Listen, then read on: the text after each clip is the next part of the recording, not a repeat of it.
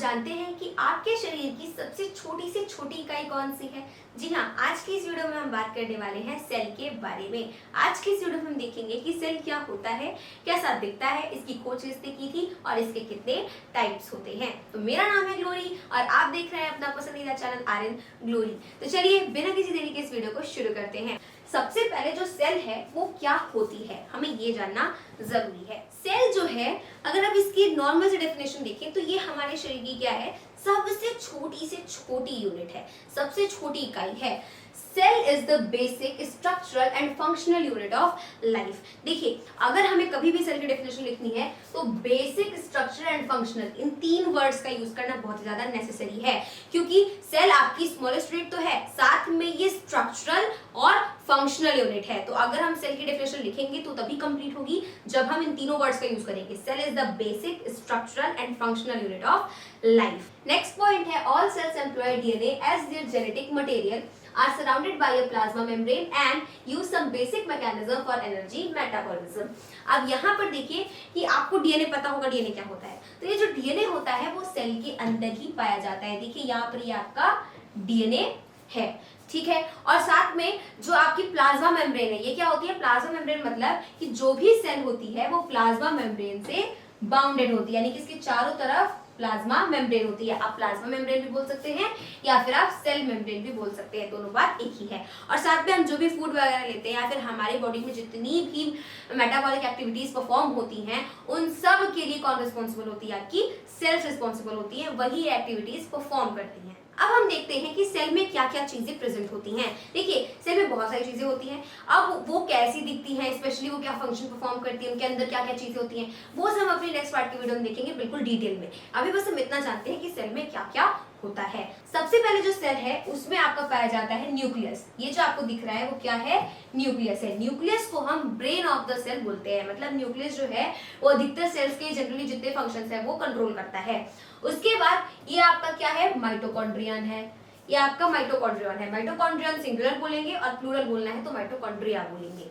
उसके बाद हमारे ये क्या है? ये लाइसोसोम है। तो लाइसोसोम को suicidal bags of the cell कहा जाता है, और जो माइटोकॉन्ड्रिया है इसको हम powerhouse of the cell बोलते हैं। और साथ में ये आपके क्या है? राइबोसोम से, जो कि पूरी सेल में ही फैले हुए रहते हैं। उसके बाद आपका ये क्या है? ये गोल्जी अपैरेटस है, ये भी सेल के अंदर ही पाया जाता है। अब हम देखेंगे कि जो सेल है इसकी खोज किसने की थी, यानी कि जैसे आपको पता है कि साइंस में हमेशा डिस्कवरीज होती रहती है, खोज होती रहती है, तो सेल जो है वो भी इसी खोज का एक हिस्सा है। तो सेल जो है इसको सबसे पहले किसने डिस्कवर किया था, और ये जो सेल टर्म है कि हाँ भाई इसका नाम सेल ही होगा, वो सबसे पहले किसने दिया था? वो दिया था रॉबर्ट हुक ने।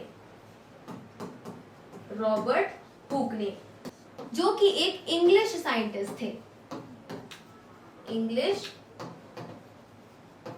साइंटिस्ट थे। और इन्होंने सेल की डिस्कवरी 1665 में की थी। और सेल जो वर्ड है वो लैटिन वर्ड से आया है। लैटिन वर्ड कौन सा? सेलुला।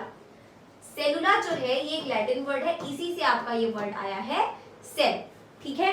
तो सेल जो है आपका, इसकी खोज किसने की थी? रॉबर्ट हुक ने की थी। लेकिन अगर आपसे क्वेश्चन में ये पूछता है हु डिस्कवर्ड सेल, तो आपका आंसर होगा भाई रॉबर्ट हुक, क्योंकि ये आपके एमसीक्यूज में आता है, वन वर्ड आंसर्स होते हैं, तो आपका आएगा रॉबर्ट हुक। लेकिन अगर हम बात करें कि हु डिस्कवर्ड लिविंग सेल्स, तब वहां पर हम रॉबर्ट हुक का नाम नहीं देंगे, वहां पर तब आएंगे एंटोन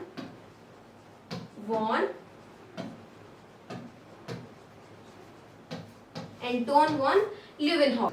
ये एक डच माइक्रोस्कोपिस्ट थे और इन्होंने 1674 में लिविंग सेल्स को पहली बार ऑब्जर्व किया था और लिविंग सेल्स को इन्होंने डिस्कवर किया था। रॉबर्ट हुक ने जो सेल्स डिस्कवर की थी वो सबसे पहली बार की थी, और ये टर्म भी रॉबर्ट हुक ने ही दी थी। लेकिन उन्होंने जो सेल ऑब्जर्व की थी, उन्होंने जो सेल देखी थी वो डेड सेल्स देखी थी। लेकिन लिविंग सेल्स अगर हम बात करें वो सबसे पहले किसने डिस्कवर किया था, तो वो एंटोन वॉन ल्यूवेनहॉफ ने किया था, जो कि एक डच माइक्रोस्कोपिस्ट थे। तब किया था 1674 में किया था। तो सिर्फ अगर आपसे हु डिस्कवर्ड सेल पूछेगा तो Robert Hooke, who discovered living cells तो इनका नाम आएगा। वहां अगर आप रॉबर्ट हुक लिखते हैं तो वो गलत होगा। अब हम बात करते हैं कि सेल कितने तरीके के होते हैं। तो देखिए, दुनिया में जितने भी ऑर्गेनिजम्स हैं उनको दो भागों में क्लासिफाई करा गया है। तो जो ऑर्गेनिजम्स हैं वो दो तरीके के होते हैं। सबसे पहले हमारा एक होता है नॉन सेलुलर ऑर्गेनिज्म, एक हमारा होता है नॉन सेलुलर ऑर्गेनिज्म, और दूसरा होता है cellular organism. Cellular organism, non cellular organisms ऐसे ऑर्गेनिज्म होते हैं जिनमें किसी भी तरह की कोई सेल प्रेजेंट नहीं होती है, मतलब इनमें सेल नहीं होती है, सेल होती ही नहीं है इनमें। तो ये आपके नॉन सेलुलर ऑर्गेनिजम्स हो गए। और सेलुलर ऑर्गेनिज्म समझ आ गया, इनमें क्या होगी भाई, सेल्स प्रेजेंट होंगी। अब अगर हम नॉन सेलुलर की बात करें तो इसका एग्जांपल, सबसे बढ़िया एग्जांपल है वायरसेस।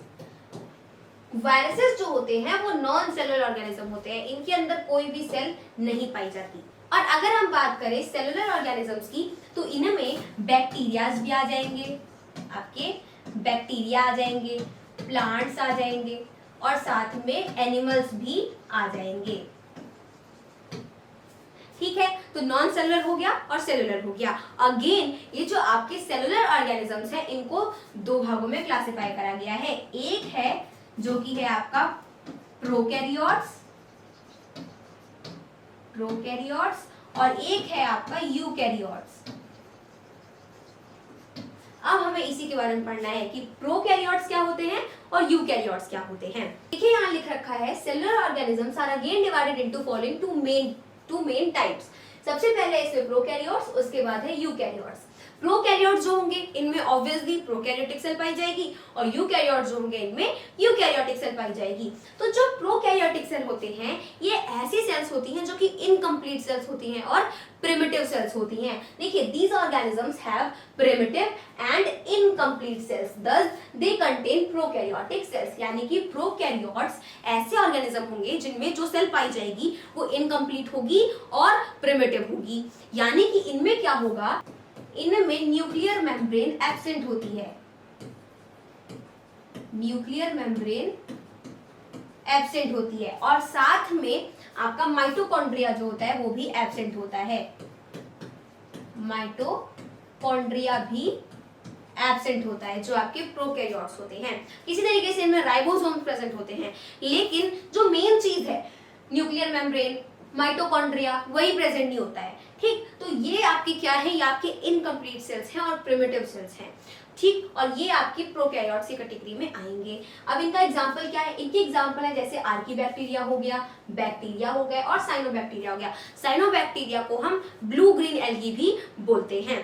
अब आगे हम बात करते हैं यूकैरियोट्स की। तो यूकैरियोट्स जस्ट उसका ऑपोजिट होगा। प्रोकैरियोट ऐसे ऑर्गेनिज्म जिनमें इनकम्प्लीट और प्रिमिटिव सेल, यूकैरियोट्स ऐसे ऑर्गेनिज्म होते हैं जिनमें एडवांस और कंप्लीट सेल्स पाई जाती हैं। इनमें जो सेल होंगी वो एडवांस्ड होंगी और बिल्कुल कंप्लीट होंगी। These cells contain membrane bound nuclei and other cellular organelles and are called eukaryotic cells. यानी कि इनमें क्या होता है, इनमें जितनी भी मेम्ब्रेन बाउंड चीजें होती हैं, मेम्ब्रेन बाउंड जितनी भी ऑर्गेनेली होती हैं वो सब पाई जाती हैं।